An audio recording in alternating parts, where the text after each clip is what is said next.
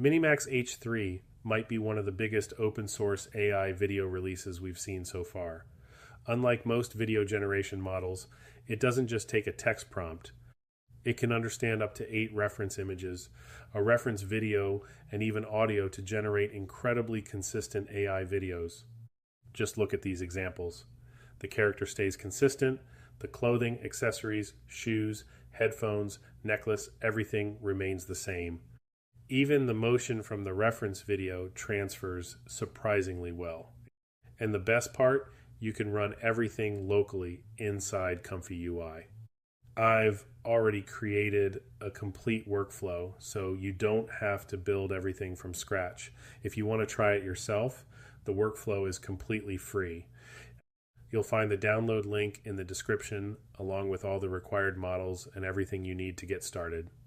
But before we continue, if you enjoy these kinds of ComfyUI tutorials, I'd really appreciate it if you could leave a like and subscribe to the channel. It really helps out. Now, let's jump straight into the workflow. As you can see over here, we're using the official workflow with 8 reference images.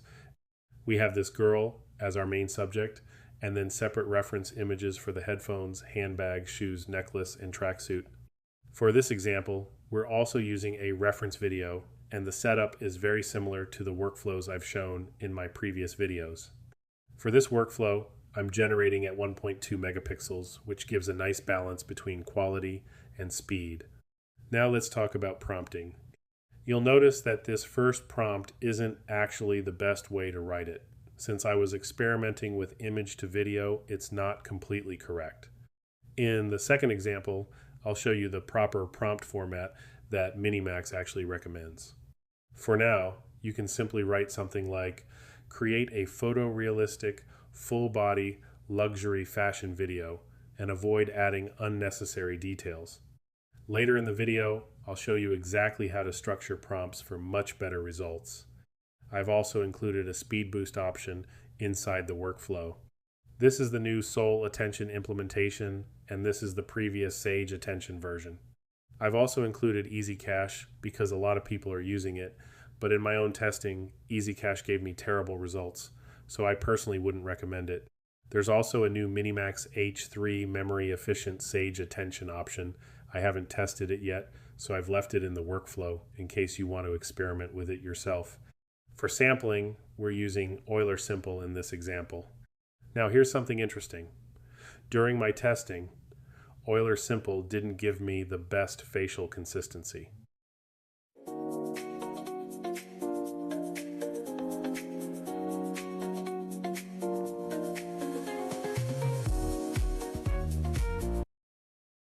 The face changed a little from frame to frame, but everything else, the bag, headphones, jacket, necklace, and other accessories remained extremely consistent. However, Res Multistep performed noticeably better when it came to facial consistency, so I definitely recommend trying that sampler as well. Another thing worth mentioning is the Sage Attention patch I showed earlier. It does reduce the overall video quality slightly, but the speed improvement is massive. For example, if a generation normally takes around 20 minutes, Sage Attention can reduce that to roughly 10 minutes. So if you're okay sacrificing a tiny bit of quality for almost double the speed, it's definitely worth considering. Now for the next example, I changed the main reference image to this portrait because it produces much better facial consistency. This prompt is also much better and follows the format recommended by MiniMax. Instead of writing something like create a picture, you should define the subject first. For example, photorealistic luxury fashion video featuring subject 1. Then continue by describing exactly what subject 1 is doing, where the scene takes place, the environment, camera movement, cinematic shots, lighting, mood, and every important detail. This prompt was generated using ChatGPT, but you can use Claude or any other LLM. MiniMax has also released an official prompt writing guide, which is incredibly useful. Let me show you one more thing. They've also provided a detailed prompt example explaining exactly how prompts should be structured. I basically copied that format, pasted it into ChatGPT, explained what I wanted the video to do, described all the reference images, and ChatGPT generated a prompt in the exact same style. So if you're struggling with prompting, this is probably the easiest method to follow. For rendering, I'm using RuningHub, generating at 2 megapixels, which is full 1080p resolution with an 8-second video. Using sole attention, the render took around 34 minutes. Without sole attention, the exact same render would have taken somewhere around 60 to 65 minutes. So yes, the rendering time is almost cut in half. There is a small quality loss, and while it's not huge, it is noticeable if you compare the videos side by side.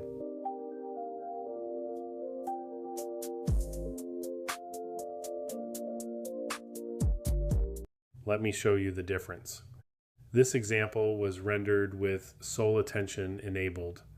For the next render, I had to reduce the duration from 8 seconds to 7 seconds because RuningHub has a 60-minute execution limit, and going beyond that automatically stops the job. Now here's the version rendered without sole attention.